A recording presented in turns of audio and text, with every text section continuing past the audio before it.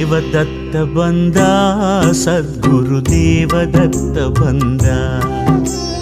ದೇವದತ್ತ ಬಂದ, ಸದ್ಗುರು ದೇವದತ್ತ ಬಂದ. ಜೋಳಿಗೆಯ ಧರಿಸಿ ಭಸ್ಮಲೇಪ ಮಾಡಿ ಷಟ್ಕರ ಶೂಲಪಾಣಿ ಬಂದ, ತ್ರಿಶೂಲಪಾಣಿ ಬಂದ. ದೇವದತ್ತ ಬಂದ, ಸದ್ಗುರು ದೇವದತ್ತ ಬಂದ.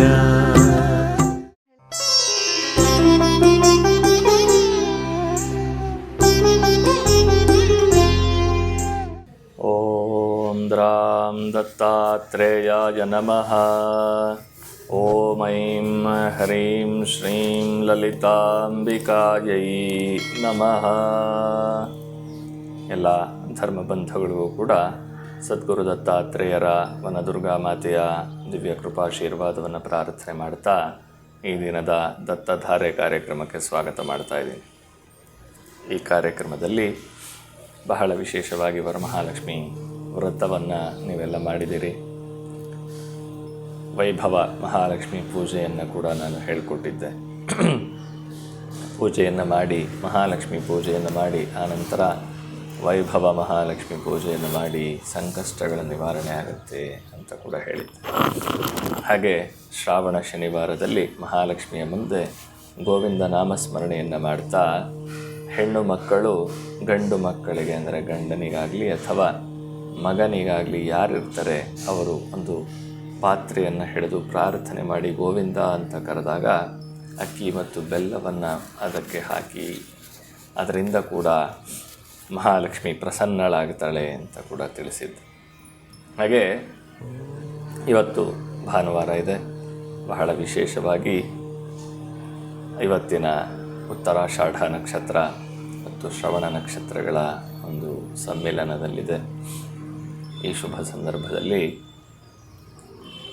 ಕೆಲವೊಂದು ಧರ್ಮದ ವಿಚಾರವನ್ನು ತಿಳಿಸಿ ಆನಂತರ ನಾಳೆಯ ಕಾರ್ಯಕ್ರಮದ ಬಗ್ಗೆ ತಿಳಿಸ್ತೀನಿ.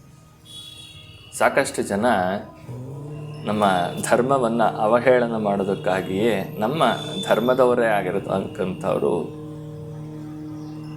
ನಿಂತಿರೋದು ಬಹಳ ವಿಷಾದನೀಯ ಮತ್ತು ಖಂಡನೀಯ. ನಾನು ಹಿಂದಿನ ಸಂಚಿಕೆಯಲ್ಲಿ ಕೂಡ ಹೇಳಿದ್ದೆ.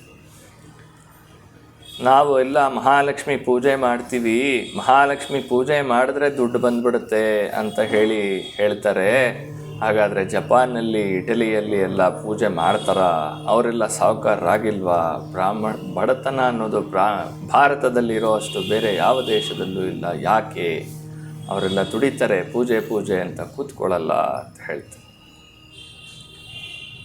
ಯಾಕೆ ಪೂಜೆಯನ್ನು ಮಾಡಬೇಕು ಅನ್ನೋದನ್ನು ಭಾರತೀಯ ಸಂಸ್ಕೃತಿಯಲ್ಲಿ ಹೇಳಿಕೊಟ್ಟಿದ್ದಾರೆ, ಸನಾತನ ಧರ್ಮದಲ್ಲಿ.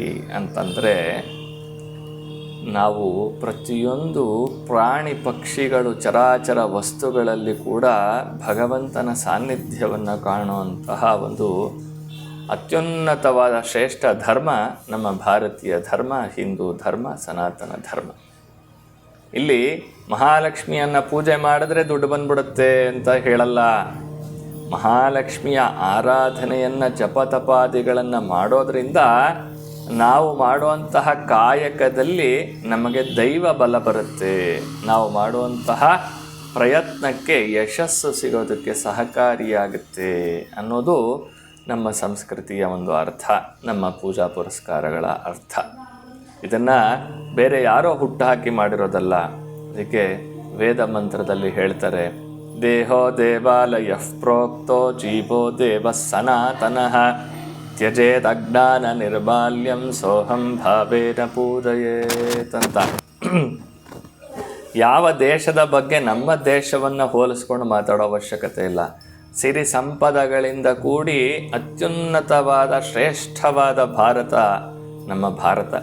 ಅಂತಹ ಭಾರತದಲ್ಲಿ ಈ ಒಳಹೊಕ್ಕಂತಹ ಕೆಲವು ಕೆಟ್ಟ ಕಳೆಗಳು ಅಂತ ಹೇಳ್ತಾರೆ. ಗಿಡ ಬೆಳಿಬೇಕಾದ್ರೆ ಸುತ್ತ ಬೆಳೆಯುವಂತಹ ಸಣ್ಣ ಸಣ್ಣದಾದ ಕಳೆಗಳನ್ನು ಕೀಳಬೇಕು, ಆವಾಗ ಗಿಡ ಚೆನ್ನಾಗಿ ಬೆಳೆಯುತ್ತೆ ಅಂತ ಹೇಳ್ತಾರೆ. ಅಂತಹ ಕಳೆಗಳಿಂದ ಒಳಗಡೆ ಇದ್ದಂತಹ ಅನೇಕ ರೀತಿಯಾದ ಅಧರ್ಮ ಪರಿಪಾಲನೆ ಮಾಡುವಂತಹ ವ್ಯಕ್ತಿಗಳಿಂದ ಭಾರತದಲ್ಲಿ ಬಡತನ ಬರೋದಕ್ಕೆ ಕಾರಣ ಆಯಿತು. ಬಿಟ್ಟರೆ ಭಾರತೀಯ ಧರ್ಮದಿಂದಲ್ಲ, ಅಥವಾ ಪೂಜೆ ಪುರಸ್ಕಾರಗಳಿಂದ ಅಲ್ಲ ಅನ್ನೋದನ್ನು ಪ್ರತಿಯೊಬ್ಬರು ಅರ್ಥ ಮಾಡಿಕೊಳ್ಬೇಕು.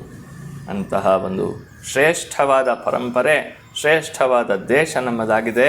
ಸದಾ ಕಾಲ ನಮ್ಮ ಸನಾತನ ಧರ್ಮ ಎಷ್ಟೋ ವರ್ಷಗಳಿಂದಲೂ ಕೂಡ ನಮ್ಮ ಪರಂಪರೆಯನ್ನು, ನಮ್ಮ ಜೀವನದ ಶೈಲಿಯನ್ನು, ಮನುಕುಲದ ಒಂದು ಉದ್ಧಾರವನ್ನು ಮಾಡ್ತಾ ಬಂದಿರುವಂತಹ ಧರ್ಮ ನಮ್ಮ ಧರ್ಮ.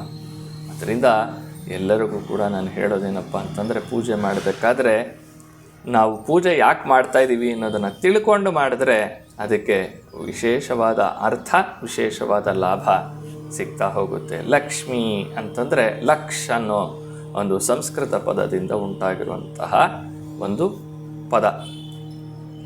ಲಕ್ಷ ಅಂತಂದರೆ ನಮ್ಮ ದೃಷ್ಟಿ.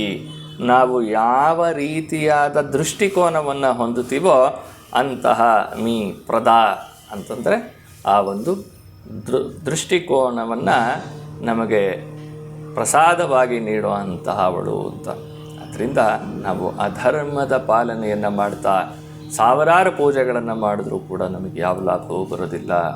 ಹಾಗೆ ಧರ್ಮದ ಪರಿಪಾಲನೆಯಲ್ಲಿ ನಾವು ನಿಂತರೆ ಎಲ್ಲ ರೀತಿಯಾದ ಫಲಗಳು ತಾನೇ ತಾನಾಗಿ ಬರ್ತಾ ಹೋಗುತ್ತೆ. ಷಡ್ಭಿ ಮನುಷ್ಯ ಪ್ರಯತ್ನ ಸಪ್ತಮಂ ದೈವಚಿಂತನಂ ಅಂತ ಹೇಳಿದ್ದಾರೆ. ಬಿಟ್ಟು ಬರೀ ಷಡ್ಭಿ ದೈವಚಿಂತನಂ ಅಂತ ಹೇಳಿಬಿಟ್ಟು 7ನೇ ಪ್ರಯತ್ನ ನೀನು ಮಾಡುವಂತ ನಮ್ಮಲ್ಲಿ ಹೇಳಿಕೊಟ್ಟಿಲ್ಲ ನಮ್ಮ ಹಿರಿಯರೆಲ್ಲರೂ ಕೂಡ. ಋಷಿ ಮುನಿಗಳೆಲ್ಲರೂ ಕೂಡ ತಪಸ್ಸುಗಳನ್ನು ಮಾಡಿ ಆ ಒಂದೊಂದು ತಪಸ್ಸಿನ ಸಂಕೇತವಾಗಿ ಅವರಿಗೆ ಬಂದಂತಹ ಜ್ಞಾನದ ಒಂದು ಗುಟ್ಟನ್ನು ನಮಗೆ ಹೇಳಿಕೊಟ್ಟಿರೋವಂಥದ್ದು.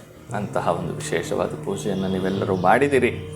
ಮಾಡುವಂತಹ ಸಂದರ್ಭದಲ್ಲಿ ನಿಮಗೆಲ್ಲರಿಗೂ ಕೂಡ ಅನುಕೂಲ ಆಗಿದೆ ಅಂತಲೇ ನಾನು ಭಾವಿಸ್ತೀನಿ. ಆ ಮಹಾಲಕ್ಷ್ಮಿಯ ಅನುಗ್ರಹದಿಂದ ಮನೆಯಲ್ಲಿ ಶಾಂತಿ ನೆಮ್ಮದಿ ನೆಲೆಸಲಿ ಅಂತ ತಿಳಿಸ್ತಾ, ನಾಳೆ ಪೌರ್ಣಮಿ, ಬಹಳ ವಿಶೇಷವಾದ ಪೌರ್ಣಮಿ, ಶ್ರಾವಣ ಶುದ್ಧ ಪೌರ್ಣಮಿ ಅಂತ. ಈ ಶುಭ ಸಂದರ್ಭ ಸೋಮವಾರ ಬಂದಿರೋದು.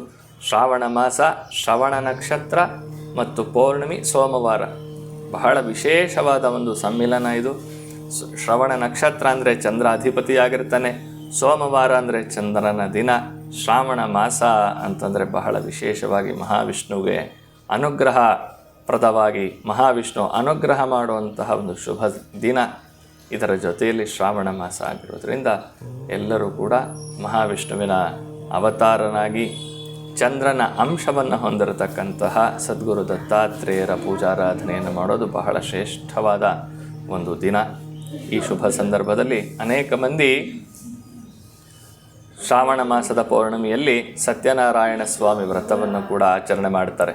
ಅಂತಹ ಒಂದು ಸತ್ಯನಾರಾಯಣ ಸ್ವಾಮಿ ವ್ರತವನ್ನು ಮಾಡುವಂತಹ ಶುಭ ಸಂದರ್ಭದಲ್ಲಿ ನಮ್ಮ ದತ್ತಾತ್ರೇಯರ ಪೀಠದಲ್ಲಿ ದತ್ತಾತ್ರೇಯ ಮೂಲಮಂತ್ರ ಹೋಮ, ಸತ್ಯನಾರಾಯಣ ಸ್ವಾಮಿ ಪೂಜೆಯ ಸಹಿತವಾಗಿ ನಡೀತಾ ಇದೆ.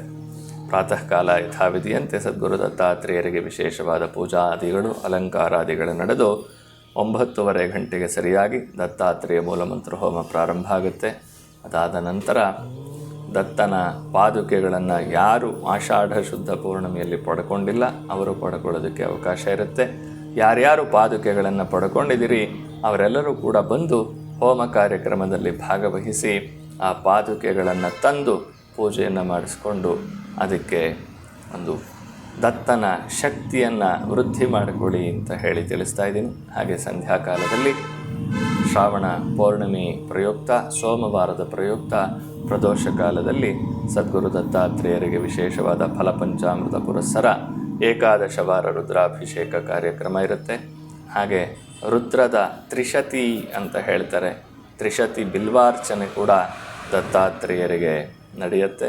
ಎಲ್ಲರೂ ಕೂಡ ಈ ಒಂದು ಮಹತ್ ಕಾರ್ಯಕ್ರಮದಲ್ಲಿ ಭಾಗವಹಿಸಿ ಬರುವಾಗ ದತ್ತಾತ್ರೇಯರಿಗೆ ಭಿಕ್ಷೆಯನ್ನು ತರೋದು, ಜೊತೆಗೆ ನಿಮ್ಮ ಕೈಲಾದಷ್ಟು ಪೂರ್ಣಾಹುತಿ ದ್ರವ್ಯಗಳು ಅಂತ ಹೇಳ್ತಾರೆ, ಆ ದ್ರವ್ಯಗಳನ್ನು ತಂದು ದತ್ತನ ಪಾದಾರವಿಂದಗಳಿಗೆ ಸಮರ್ಪಣೆ ಮಾಡಿ ಯಾವುದೇ ವಿಧವಾದ ಪಿತೃ ಸಂಬಂಧವಾದ ದೋಷಗಳಾಗಲಿ ಅಥವಾ ಮನೆಯಲ್ಲಿರತಕ್ಕಂತಹ ಅನೇಕ ವಿಧವಾದ ನೆಗೆಟಿವ್ ಎನರ್ಜಿ ಅಂತ ಹೇಳ್ತೀವಿ, ನಕಾರಾತ್ಮಕತೆ ಶಕ್ತಿಗಳು ಅನೇಕ ಮಂದಿಗೆ ಮನಸ್ಸಿನಲ್ಲಿ ಕ್ಲೇಶಗಳು ಆವರಿಸಿರುತ್ತೆ. ಅಂತಹ ಕ್ಲೇಶಗಳನ್ನು ದೂರ ಮಾಡಿಕೊಳ್ಳೋದಕ್ಕೆ ದತ್ತಾತ್ರೇಯ ಮೂಲಮಂತ್ರ ಹೋಮ ಬಹಳ ಶ್ರೇಷ್ಠವಾದ್ದು.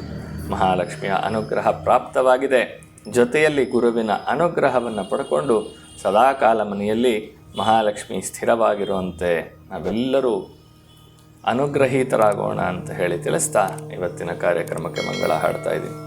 ಓಂ ಶಾಂತಿ ಶಾಂತಿ ಶಾಂತಿ.